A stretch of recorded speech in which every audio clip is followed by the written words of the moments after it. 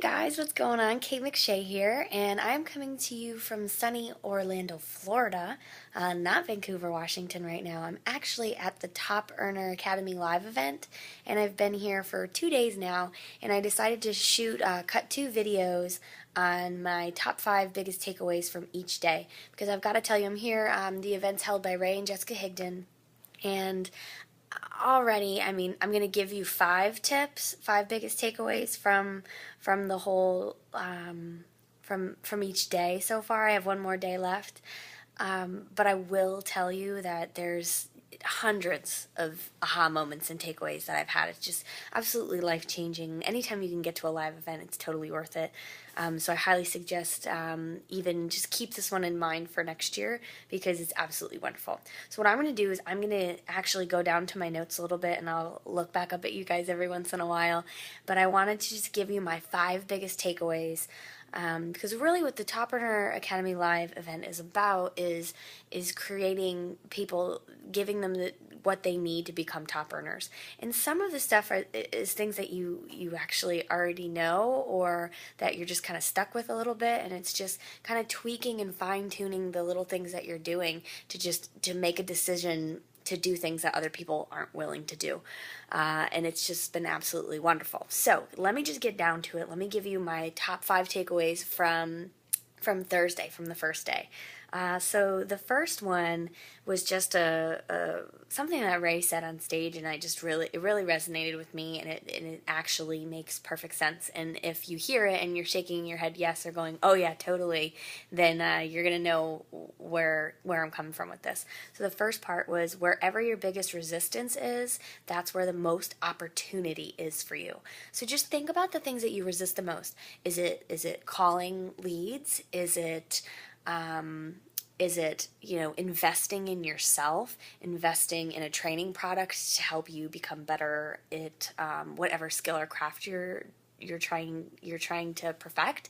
Like what is it that's that you get uneasy and uncomfortable with? Is it approaching people offline? Is it calling your warm market? Is it following up with someone? So after you've gotten them to look at your business opportunity, is it calling them and closing them? What makes you uneasy? And then think about what makes you uneasy, and then that's when you're going to know that is what you should be focusing on, because if you're uncomfortable with it, that's where your biggest opportunity, your biggest explosion in your business, in the area of that business, is going to come from. So that was a really, really amazing just little piece that he hit home with. Second thing was, the size of your life is dictated by the size of your commitments. So if you think about a top earner, and you think about a lot of people, and there's a lot of people who have been in this situation where they say, well, I want to earn so much money and I want to be a top earner, but I'm only willing to work an hour a day and call like 5 people, but I want to make 6 figures in a year. Well, you've got to be realistic with the expectations. So if the size of your life is dictated by the size of your commitment, so if you're committing to give value and to helping others and to dedicating your life to this, then the size of your life is going to completely change. If you choose to be a top earner, your life will never ever be the same. It's just crossing that line in the sand and stepping over it and making the decision, which can be very hard for people, but you got to do it. So the third thing, and this is one that I had struggled with for a really long time. This concept actually really did paralyze me for probably the first 6 months that I was in my primary business.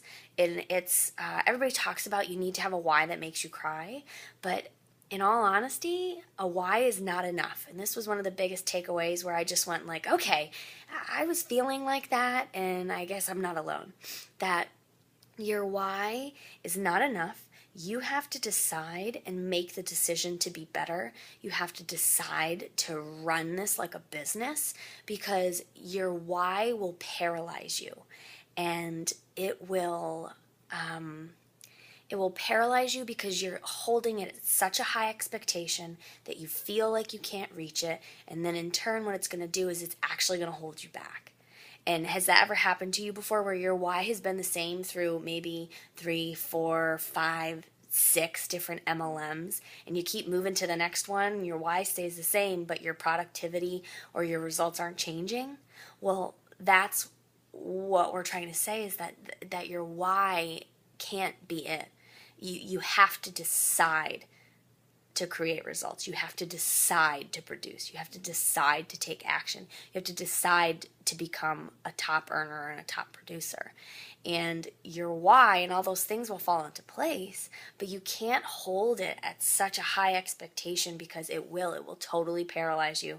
I just need to, oh, my arm's killing me, speaking from personal experience. So let me just fix that. All right, perfect. So that was my third one, and let me get down to my fourth one. My fourth ones are actually on prospecting and recruiting. Jessica did an awesome training on prospecting and recruiting. She's a killer on the phone, but I'm going to share with you my last one. Is, I think, the most meaningful, and it was the one that was the most meaningful for me. And it's what I hear her do all the time. So, and she's great at it. So the first one is that, and I thought this was really cool, and we actually talked about this quite a bit, even at our VIP luncheon, we mastermind about this a little bit, is mimicking the people that you're talking to.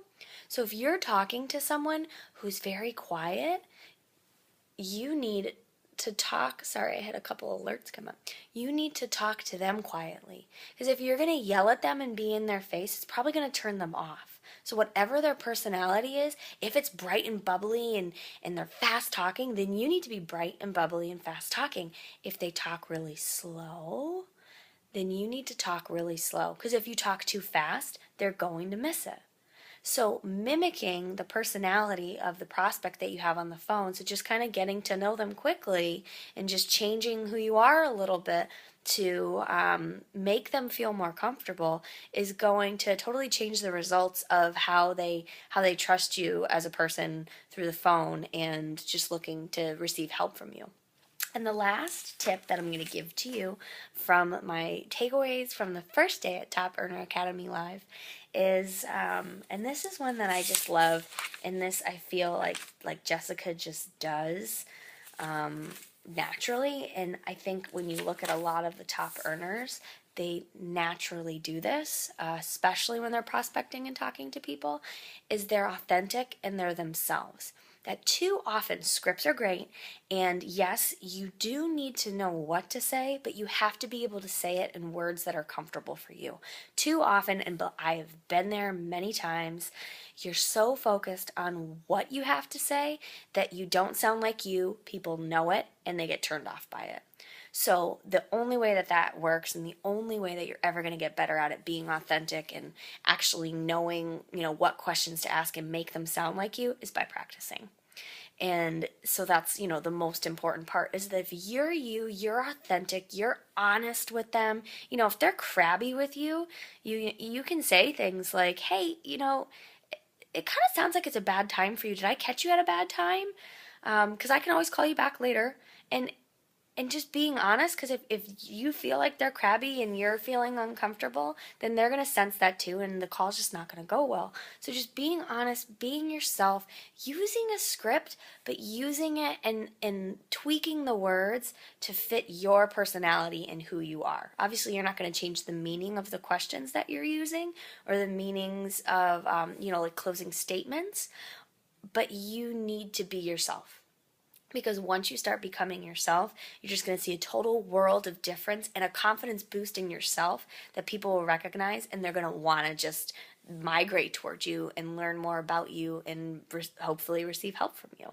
So those were my five, hot tips, aha moments, things that I just really took away from the first day.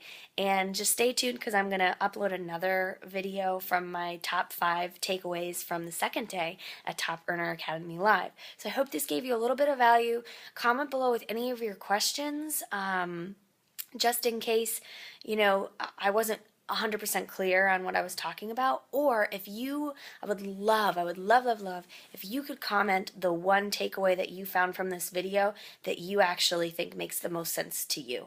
And that would be great. I would just love to hear which one you resonated with the most.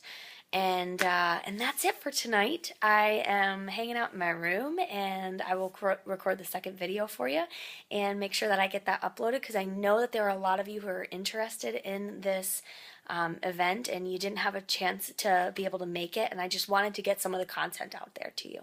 So take care, come back soon, come see the second video, and then get ready for the third one because tomorrow's our last day. All right, take care.